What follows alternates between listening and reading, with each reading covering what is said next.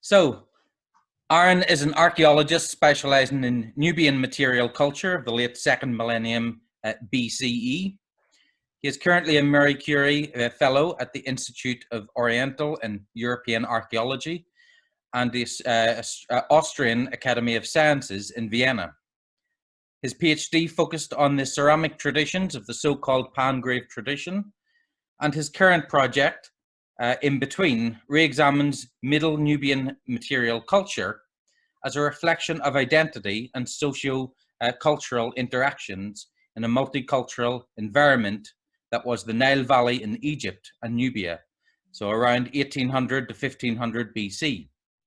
Aaron has conducted extensive fieldwork in Egypt and Tel Edfu, Hierakonpolis, Elephantine, Aswan, Dendra, and Helwan, and has also undertaken museum-based research projects in Sweden, the UK, including Swansea, obviously, the US, and Italy. And his first monograph, New Horizons, The Pangrave Ceramic Tradition in Context, was just published several months ago. So congratulations on Aaron on that, and over to you for tonight's talk. Thank you very much, Ken, for the introduction and also for inviting me to give a talk tonight. It's pretty amazing, actually, like you said, that normally if this were just a normal conference, there'd be 50 people in a room from a pretty local area, but I see now I'm talking to people from every corner of the globe, which is very cool. And it's nice to know that people are interested. So thank you all for tuning in this evening. So tonight I'll be talking to you about, as the title suggests, an unpublished Pangrave cemetery at the site of Armant. And this site interested me because it was sort of brushed aside and it sort of hasn't really got much attention, but having pulled together bits and pieces from various collections and archives around the world, it's proven to be quite an informative site that probably does need to be published and needs much more attention. So hopefully I will show you some of what I've discovered tonight, and hopefully you'll see how exciting and interesting this site is. So the talk tonight will be broken into three sections. The first is an introduction where I'll introduce what the Pangrave tradition is, because I find that a lot of people have heard about the Pangrave tradition. They've probably seen things written about it in publications, but don't really know all that much about what it is or who these people were. And then we'll talk about the excavations at Armant generally. We'll talk about the archives and the collection. And then I'll move on to talk about the cemetery itself. So giving a description of the site and a description of the finds. And then we'll look at the Pangrave tradition in a more thematic way. And the two themes that I want to look at is material culture and how it reflects mobility or a mobile lifestyle, because the Pangrave people we think were mobile or partially mobile at least. And then we'll put Armant into the broader Pangrave story, specifically in the region of the Kena Bend, which is where Armant is located. So we'll start by talking about the Pangrave tradition. What is it? Who are these people? How do we know what they are? So they were what we call an archaeological culture that was discovered, in quotation marks, by Petrie in 1898 at Diospolis Parva. And we believe them to be nomadic or at least partially mobile pastoralists. They probably originated in the eastern desert regions of Egypt and northeastern Sudan. That was sort of taken as an assumption, and it's now been more and more proven that this is likely to be the case, but it's still not entirely certain. And then there's this very complex question of the Magi. Pangrave people were always automatically assumed to be the Magi, or what the Egyptians called the Magi. But there are a lot of problems associated with that assumption, and I won't go into it here because it's another 1-hour lecture by itself, and in fact it was someone's PhD thesis. So it's quite a problematic thing. But the reason that people made this assumption is because during the Second Intermediate period, the Egyptians, we know from Egyptian texts that Magi were working with Theban rulers as mercenaries to fight against the Hyksos, presumably. And during the Second Intermediate period, archaeologically, there are these people were called the Pangrave people, who had weapons in their graves, in some of their graves, I should say at least. And they were sort of only found in the territory that was ruled by Theban kings. And so people made this assumption that the Pangrave people were this Magi. But there are a lot of problems, complicated issues involved with that equation, which we'll touch on a little bit later. But it's still got a big question mark next to it. Personally, I think that the Pangrave people, some of them might have been these Magi mercenaries, and some of them probably weren't. And then there's the issue of what happened to the Pangrave people. So we know that they probably came from the eastern desert regions and that they had some kind of nomadic or partially mobile origins. But then at the beginning of the 18th dynasty, they sort of disappear archaeologically. They stop occurring in the archaeological record, at least as we recognize the Pangrave culture to be. And this is not exactly known, or we don't exactly know why, but it's traditionally assumed that this is a result of what we call Egyptianization. And that means that the Pangrave people adopted so many Egyptian-style customs and behaviors and objects that they become indistinguishable from Egyptians, and then they effectively disappear in the archaeological record. There are a lot of issues with that. I don't think that this is the case. It's obviously got a lot of colonial undertones. It assumes that Egypt is this big, powerful thing that dominates everyone around it. But I've found, and my master's thesis was examining this question, and I found that actually even the latest Pangrave burials still have a very non-Egyptian character about them. So I don't think that Egyptianization can be the sole. This object here, if you look at my virtual laser pointer on the screen, this is a typical Pangrave object. It's a painted cow skull that was found in a grave from Ostageta. And it shows, as far as we're aware, the only figurative depiction of a Pangrave person, presumably, because it was in a Pangrave context. It's a big assumption to make, but let's just go with it for the minute. The person is depicted in following Egyptian canons. So they're depicted with their shoulders facing forward, their face in profile, and so on and so forth. And they have this label here that is written in Egyptian hieroglyphs. It's a term or a phrase or a word that hasn't been translated. It says something like keskanet, but no one knows what that means. But this is sort of some of the evidence that people use to say that the Pangrave people had become Egyptianized because they started using Egyptian customs and writing things in Egyptian hieroglyphs. But as I said, there are a lot of problems with that assumption. Chronologically, the Pangrave people are best attested from, following Egyptian timeline at least, from the late Middle Kingdom until the very beginning of the New Kingdom, so roughly the late 12th dynasty until the very early 18th dynasty. And in terms of Nubia and Nubian cultures, they are contemporary with the later phases of the C group in Lower Nubia, and with the sort of late Middle Coma and then the Classic Coma phases of Upper Nubia. And this is what my whole in-between project is about. My Marie Curie project is looking at what is going on with these various Nubian traditions that are all active in and around the same place at the same time. How do they interact with each other? How do they impact each other? Do they impact each other at all? And how might they be related socially and culturally? But it goes to show how multicultural and dynamic this period was, the Second Intermediate period was in Egypt and Nubia. They are best recognized, the Pangrave tradition, I should say, is best recognized by its material culture. They are, as far as we can tell, a non-literate society or non-literate culture. And so their objects are the only way that we have to get to who these people are. There is a very distinct style to their objects, but there is a lot of variation, and we'll go into that shortly. But they are most easily recognized by things like their pottery, which is characterized by either this black top decoration, and you'll see here that it's got a very neat, defined black top. That's quite a marker of the Pangrave tradition. And also by this very simple but quite intricate incised decoration in linear geometric designs, usually rim band, which you can see here. They are also recognized by these, what we call plaque beads or spacer beads made of mother of pearl, which were worn around the wrists and the arms. These seem to be specific to any other Nubian traditions during the time, so it's like they're a marker, I guess, for this group. The most distinctive and visually striking things, I think, are these painted animal skulls, which were deposited above and around Pangrave burials, or some Pangrave burials, usually cows, goats, or sheep.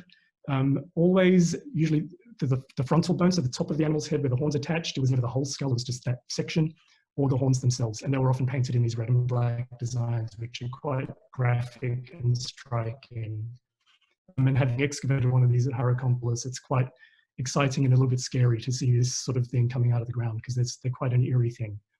And they were deposited around some graves, not all graves, in these arcing troughs that surrounded part of the grave shaft. And the animals were laid in lines, in rows, usually facing the same direction. They weren't, as I said, they weren't found at all graves. So it kind of suggests that the people who had these features around their graves were maybe a particular, or served a particular social function, or there's social structures within Pangrave society. We don't really know, but we can sort of use these objects to give us clues about who these people are. And that's what I'll be trying to do through the talk, is use their objects from the archives and the museum collections to get clues as to who these people were. They have a very wide distribution across Egypt and Nubia. Their cemeteries, though, are most densely concentrated around the Nile Valley of Upper Egypt and Lower Nubia, which you can see here in this dark red section on this map. But there are also a few settlement contexts scattered around mostly Egypt and some of Lower Nubia, which may be Pangrave campsites, but the finds are quite ephemeral, so it's sort of hard to know. But Pangrave style pottery is found over a huge area from the Eastern Delta all the way down to the deserts of northeastern Sudan in the region of Kassala down here, where it's attributed to this thing called the Jebel Mokram culture, which is probably related to, if not the same thing as the Pangrave tradition, but just in a different region. And they could be regional variants of each other. And if you consider how vast this area is, it is no surprise that we would see things like regional variants. And now we will move on to Armant after the briefest of introductions to what the Pangrave tradition is. Armant, most of us will know, is just south of Thebes. It's about 9 kilometers to the south of Thebes. And we'll be returning to this map fairly frequently throughout the talk. And it was excavated from 1930 to 1938 by Oliver Humphrey Myers, who was the director of the excavations, supported by the EES, which included supporting the publication of the excavations. His work was most famous for the Bucaeum and the Temple of Montu, the Bucaeum being a sacred bull catacomb. But besides this, there were also cemeteries and settlement sites from pre-dynastic to Islamic periods, but there were also non-Egyptian cemeteries. There's this thing called the Saharan cemeteries, which may be some kind of Nubian thing similar to the A group, potentially. But there was also the Pangrave cemetery, which we'll be talking about tonight, which is Cemetery 1900. So it shows that this area, Armant, was very active for a very long period of time, and it was quite a dynamic multicultural area in and around Thebes. The archives of the excavations are primarily located at the Lucy Jura archives in the EES in London. I went there in January this year and had a look through the Armant archives. And in there they have field diaries, they've got maps, they've got season reports, photographs, various correspondence, manuscripts published and unpublished, such as the one we'll be talking about tonight. And also quite cool things, like this is a copper plate that was used to print the color plates in the publication. So everything is there, well, most everything is there. There is also some correspondence in the Wellcome Library collection, and that relates specifically to correspondence about the redistribution of finds that were in the Wellcome collection that were going to be sent out to various museums around the UK. And so that's correspondence between the Wellcome collection, UCL, and the EES mostly. Quite an interesting thing. There was 400 pages of me reading slightly interesting sort of exchanges about who's going to take what when and how and why and all these sort of things. It was quite fascinating to read. And there's also a little bit in the Manchester Museum archives, but that specifically relates to the Wellcome's bequest to the Manchester Museum, which included a model of the Bucaeum and also some finds from the pre-dynastic settlements. And now the big question is, where are the finds? Where are the objects? They're kind of scattered around the UK, and it's been sort of tricky trying to find where these things are. The Egypt Centre has the bulk of the finds that I'm interested in from Cemetery 1900, which is the Pangrave Cemetery. And at this point, I have to also want to thank Renee Friedman, who is the person who told me that these finds are in Swansea, I think in 2014. And she said that encouraged me to go and look at them. And eventually I did, something like 6 years later, but we got there eventually. They also have the Saharan finds, they've got Islamic finds, they've got Roman period finds. They've got a whole lot of stuff at Swansea. There are other finds, though, obviously the Egyptian Museum in Cairo, which stayed in Egypt because of the division of finds. But there are also some Pangrave objects at the World Museum in Liverpool, but they're not from Cemetery 1900. And that's kind of interesting, and we'll come back to that later on. There's also objects in the Petrie Museum in UCL, which are mostly from later periods. There's objects in the Manchester Museum, some Pangrave things which I wasn't expecting to find there, and we'll talk about those as well. There's also potentially things in Durham and possibly elsewhere, which I'm trying to track down. I've written to Durham. They don't seem to have any records of anything from Armant going to their collection, but that doesn't mean it's not there. It may just mean that it was catalogued somehow differently. But the search continues. So if anyone comes across anything from Cemetery 1900 at Armant, please let me know. So now moving on to the Pangrave evidence at Armant specifically. Myers found 2 Pangrave cemeteries at Armant. He just discovered or recorded them as part of a survey that he conducted in 1931 and 32. He identified that both of them were plundered and didn't really pay much more attention to them because they were focused on other things like the Bucame, the temple, and more, I guess, interesting, impressive sites. The excavations, we don't know exactly when they took place, but I was able to narrow it down to a window between the 14th of December, 1936 to the 12th of January, 1937. And that's because there's a diary in the EES archives that begins on the 14th of December, 1936. There are no dates in this diary, or there are very few dates in the diary. And there is a very fleeting mention to excavations at the Pan Cemetery. And then the next entry is the 12th of January 1937. So I know that the excavations were at least happening or started at some point in this period, but more than that, I can't say. Only 1/3 of one cemetery was excavated, and that was Cemetery 1900. And in that 1/3, he recorded 86 burials and other offering deposits and empty pits. So if he is correct that this is only 1/3 of the cemetery, then 86 burials times 3 means it's a big cemetery. It would be one of the biggest. So it's a shame that it hasn't been published or fully excavated. The manuscript was prepared and it's in the EES archives, but it was never published for reasons that I'm not entirely sure why. And the term Pangrave does appear in his publication, The Cemeteries of Armant, but it only appears twice. It appears once in relation to 2 stone pallets that he found just on a surface survey around the concession. And for whatever reason, he said that these are Pangrave pallets. I'm not sure exactly why, because I would never pick up a pallet and assume it's a Pangrave pallet. So that's one reference. And then the other reference is in the beginning of the chapter of the Saharan finds. And he only references the Pangrave tradition to say that the finds are not Pangrave. So, but apart from that, Pangrave doesn't appear at all. So I've got 2 cemeteries, potentially very big, totally unpublished. But why? In the beginning of his very brief description of the cemetery, Myers says, "We thought it worthwhile to clear a swathe through the center of one of the cemeteries to see what evidence might remain." He then goes on to say, "The contents of the tombs certainly did not repay the venture." So what I think happened is that Meyer just thought, these cemeteries are very plundered. We didn't really find a lot. It's probably not that interesting to people. So let's just, it's not as interesting as the other stuff. So it didn't make the cut. It didn't get published. That's just my assumption based on the feeling that I get from the text. But what I'm hoping to do tonight is to show to you that actually the contents of what he did excavate did repay the venture, even if it's 100 years later. But using his archives and the objects that I could find, together with what we know about the Pangrave culture from over 100 years of research on this topic, it is actually a very interesting site. And there are some things that are quite unique to this site that I will be talking about tonight. So the unpublished manuscript, it exists in the Lusigura archives, as I said, but the description of the cemetery is a mere 4 pages long. 86 graves is described in 4 pages. And it's double line spaced, typeset. You can see a page here where my laser pointer is pointing. There is a brief tomb list, which is here. He doesn't give us any information about the grave size, grave depth, if there were any human remains in there, anything like that. So there's very minimal information about the graves. There is a pottery list, which is surprisingly detailed and quite lengthy. There is a report on faunal remains written by J. Wilfred Jackson, who was a zoologist from the Manchester Museum. There is also a report in very big quotation marks on botanicals, leather and wood, but those are really no more than a few lines each.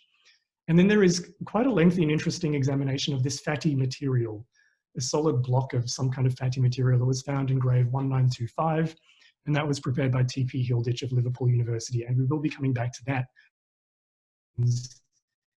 in a few moments.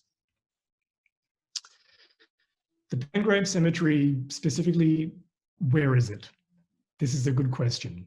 The unpublished manuscript makes references to the following maps. He tells us that there should be a plan of the cemetery in the plates. He tells us that there will be plans of individual graves in the plates, and that there is a large map of the concession showing the general position of the cemetery. Going through the archives, I couldn't find any plan of the cemetery.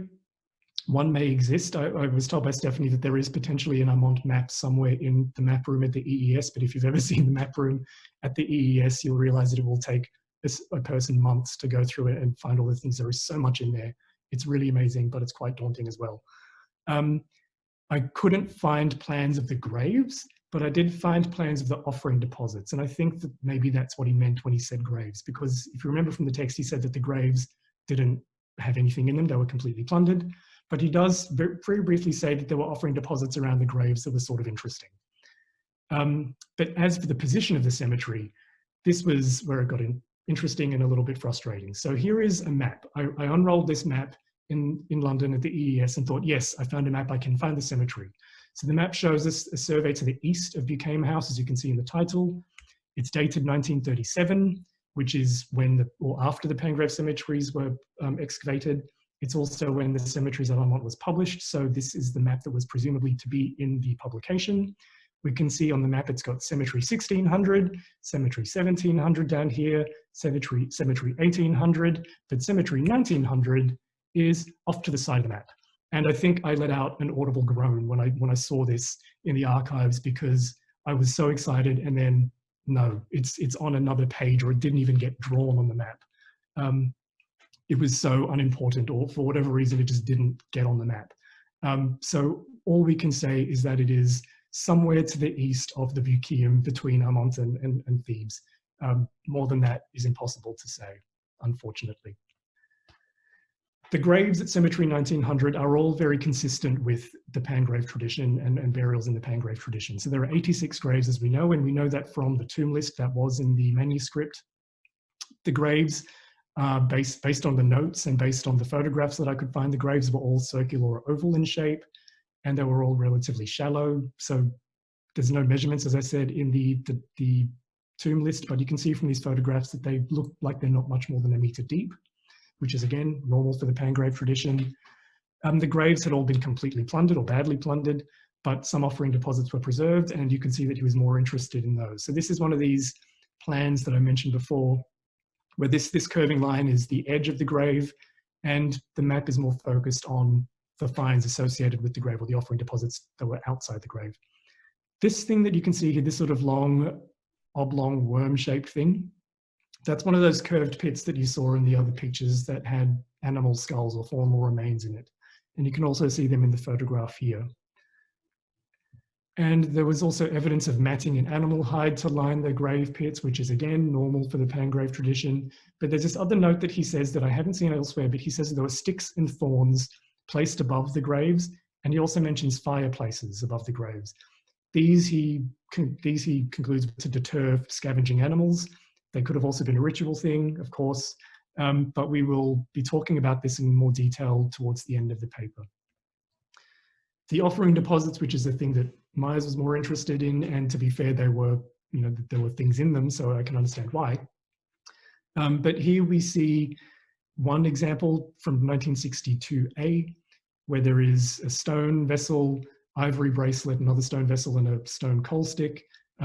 These objects, I don't know where these objects are, unfortunately, but using the surviving map that was in the EES archives and the other various plates and photographs that haven't been published, I was able to at least piece together visually what objects were in these graves, and to get a better sense of the assemblages. I was also able to do this for another context, grave 1974.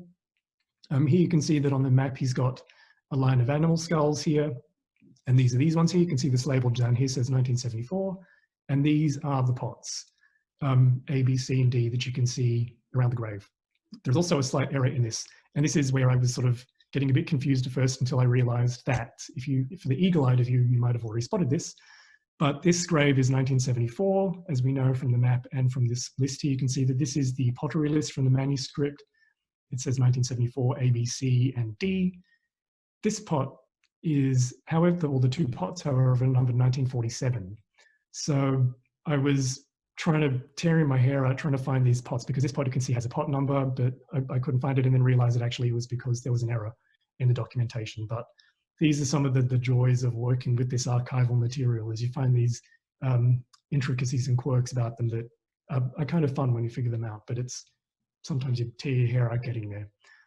The Nubian pottery from this cemetery was fairly well published, presumably because it was quite a new thing at this point. The first Pangraves pottery had been discovered in 1901. So it's only 20 years or so, 20, 30 years since then. So it's still quite a new find, and it's something different from Egyptian material.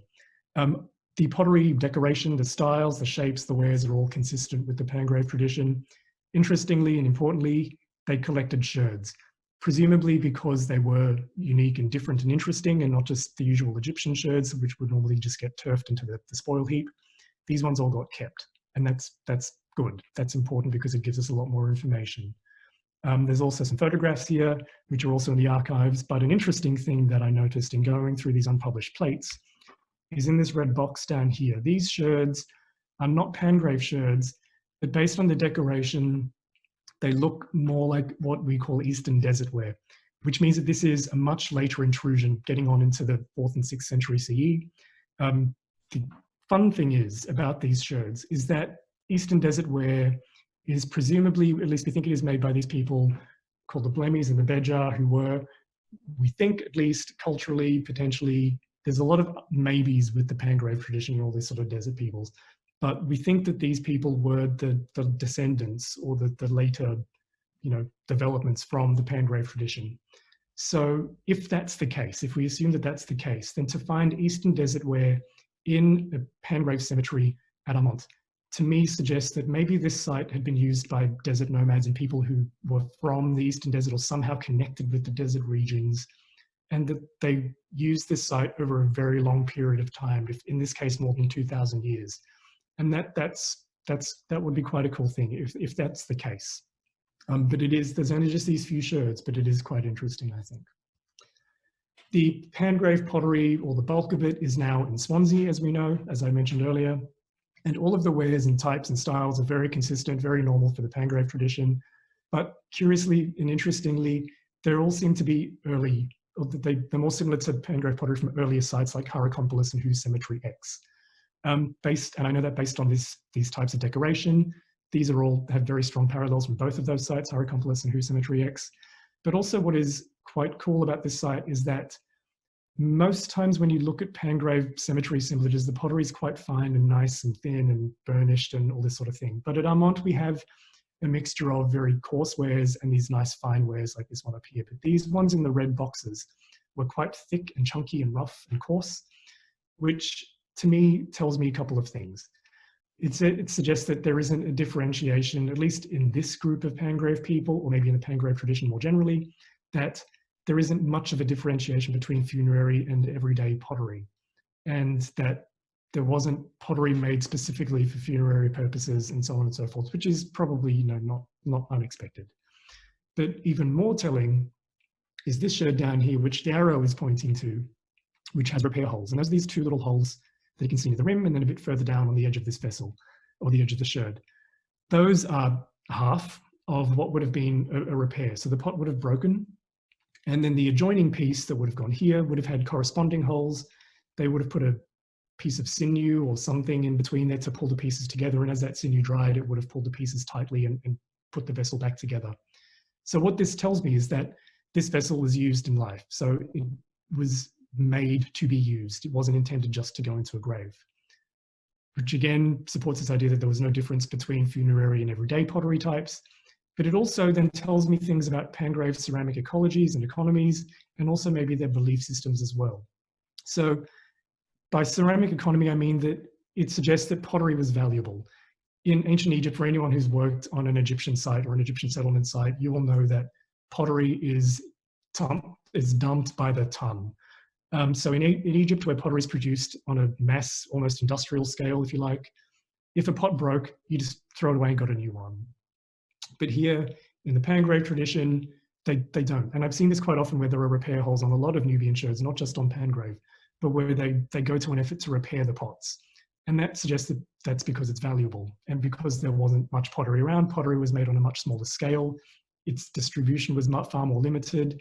So therefore, it's probably telling us something about how their societies worked and how they produced goods.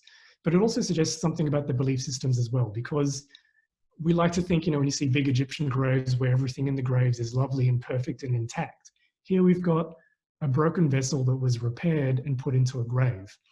So that then suggests that these people maybe were a little bit practical about their beliefs. It's like, yeah, I've got two pots. I've got a nice intact one and I've got a broken one, but I want to keep the intact one for myself. So I'll give you the broken one, but that's still okay.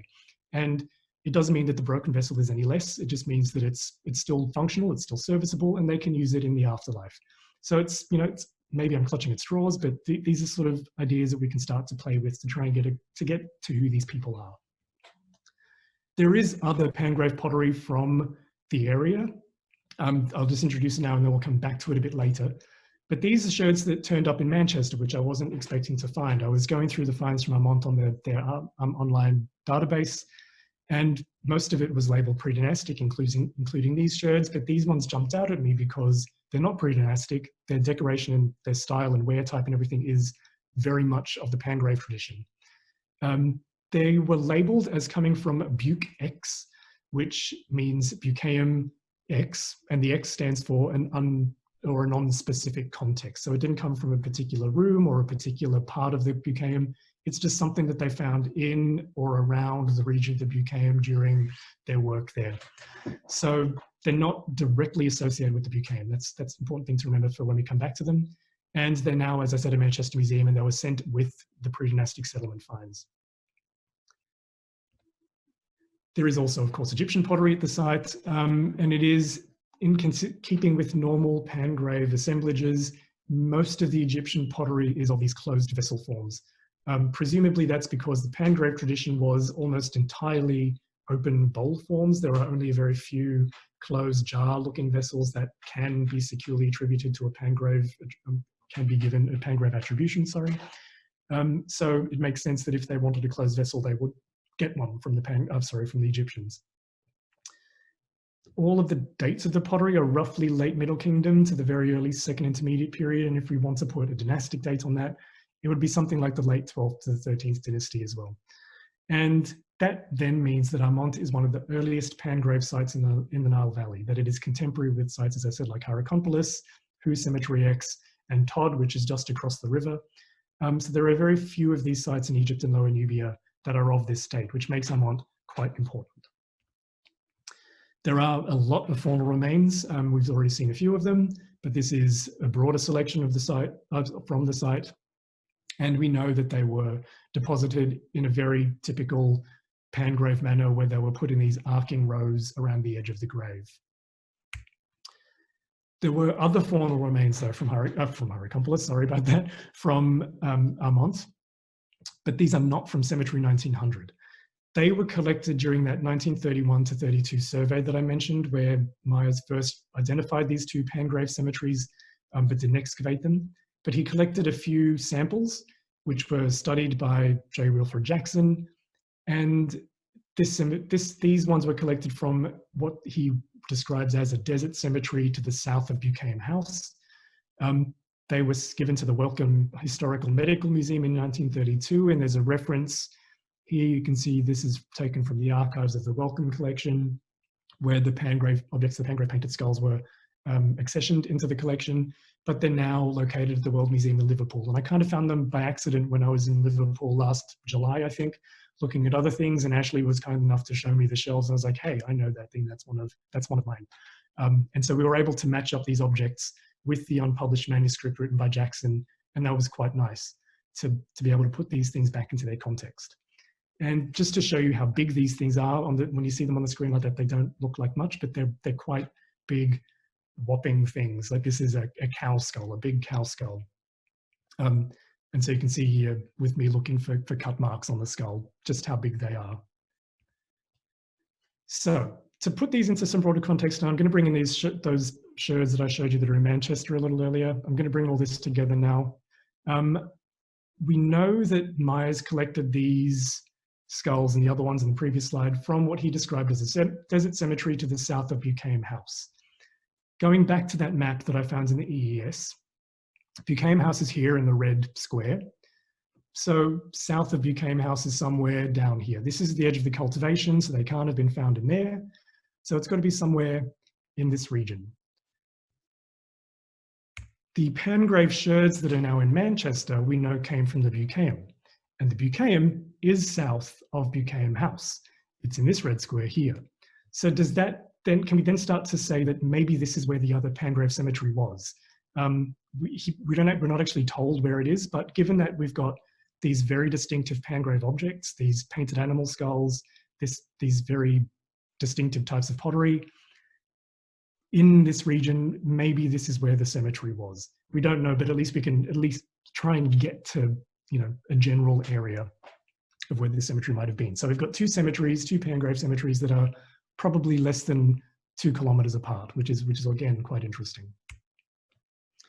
And so now we'll move on to this discussion of these more thematic discussions, starting with concepts of material culture and mobility. How does material culture relate to these ideas of mobility or a mobile lifestyle or a pastoral nomadic lifestyle, whatever we want to call it?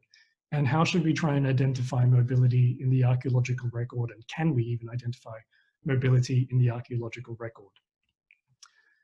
So the first thing I want to come back to is this fatty material from grave 1925 that I mentioned earlier. Myers found, he says it's about a 500-gram lump of this solidified fatty material found in that grave. And much to most museum people's horror and, you know, archaeologists' horror, 450 grams of that 500 grams was destroyed for analysis. But we have to remember that this was the 1930s and 40s. They ground it down, they melted it, they dissolved it into alcohol and various things to test what it was. And before I go on, I should say that this is actually not that, obviously this is from Mostegetta, but it's just to show you an example of this fatty stuff. But based on all the tests that they did on the examples from Armant, it was deduced that it was a saturated animal fat, that it was likely to be from an ox or a sheep or a goat. But I do wonder if the choice of those animals is because they had bones of ox and sheep and goat in these graves, so it seemed like the easiest options. But as to what it is, Myers learned from one of his workmen that there was this thing called samna baladi that was apparently a staple food that Egyptian people would take if they had to go on long journeys via the desert, if they had to go on long journeys by road where they couldn't carry much food with them. And they took this samna baladi with them because it was nourishing. You didn't have to eat a lot of it. It was high calorie, but it lasts for up to 2 months in the desert temperatures. It doesn't melt. So it's this nourishing food that you take on long journeys. So if we start to think about this potentially being a reflection of a nomadic lifestyle, that they needed this in their grave because they were going on a long journey and they were people who took long journeys, then we can maybe start to say that, okay, this is again a reflection of this nomadic history. And whether these people were still nomadic by the time they made the cemetery is another question, but at least it's a reflection of their nomadic heritage, and that this nomadism had an effect on their belief systems and their practices. And then there's this other interesting thing. For people who've heard me give talks about Pangrave stuff before, you'll think that I'm beginning to be obsessed with animal dung. You probably are not entirely mistaken, but it pops up at Armant as well, but in an interesting way. So I'll read you what Myers says about the discoveries of animal dung, and specifically in relation to those 5 places that he identified around the graves. He says that an apparently new feature of the cemetery was the presence of hearths on the surface of the ground near and between graves. The ash was clearly the remains of quite considerable fires, averaging about 7 centimeters thick. Gazelle dung predominated among the ash. And before you ask, yes, I did try to Google what gazelle dung looks like. I couldn't really find it, but apparently it does look a lot like goat dung, which is what I thought this was. And then he goes on to say that Ali Abdurrahman, one of their workmen, who was a Bedouin employed by us as a guard, identified the dung and also told us that in recent times, before the virtual extermination of the hyena, his people would light fires near the graves to keep these ghouls away until the scent of the grave would be lost. Such fires were, if possible, fed with gazelle dung, as this will keep them in fire for 3 days. So what it suggests is that because the graves were so shallow, they had to burn these fires above the graves to deter scavenging animals. But what was interesting, though, is that he gets this information from a Bedouin. And so it's possible that this is maybe part of this nomadic desert existence, that you do this because it's a desert practice, it's part of your heritage, whether it's necessary to do it or not, it's part of the practice. So it's another one of these possible reflections of a mobile lifestyle that we can start to pull out from the data that we have in these archives and these scattered objects. But then we think about the painted cow skulls themselves, and how do these relate to mobility? Because I have more trouble trying to link these to mobile lifestyle. Yes, they could be related to pastoralism, but linking them to mobility is a bit more tricky. And the main reason for this is because to prepare these things will take a long time. As I said, that they're not the whole skulls, they are just the top part of the skulls with the horns attached, which means that the bones first had to be cut down to size and shape. They had to be cleaned, so all the flesh and all the skin and the hair had to be removed. They had to be dried, and then they could be painted. So this isn't, these skulls weren't deposited necessarily at the graves at the time of burial. The animals weren't killed at the time of burial because the bones would have been fresh and wet and covered in blood and whatever. You couldn't paint them and decorate them like this. So it's unlikely that they're remnants of something like a funerary meal or a burial ritual or a sacrifice above the grave. We do know that in some Pangrave burials, there is remains of baby goats and sheep and things like that inside the graves that are still covered in fur and hair. So those are probably sacrifices that were put inside the grave, but the bones on top, the painted bones on top, were probably not sacrificed animals that were done at the time of the burial. So then how does this fit with the mobile lifestyle? Because if the preparation of these objects takes a long time, it suggests that there was at least a period of sedentariness. And okay, yes, maybe they decided to stay sedentary in the Nile Valley for a period seasonally, but you can't decide when people die. So that doesn't mean that because people only die when they're at the Nile and they've got time to prepare this stuff, but it could mean that they prepared these objects in advance, that there were things they carried around with them, assuming they were still mobile. But even if they were sedentary, it's probably these objects don't seem to just appear out of nowhere. So it's likely to have something to do with their heritage in their past. So it's probably somehow we need to somehow work these in together with this idea of mobility. And it's quite a difficult question. And it raises all these questions of when were the painted skulls deposited?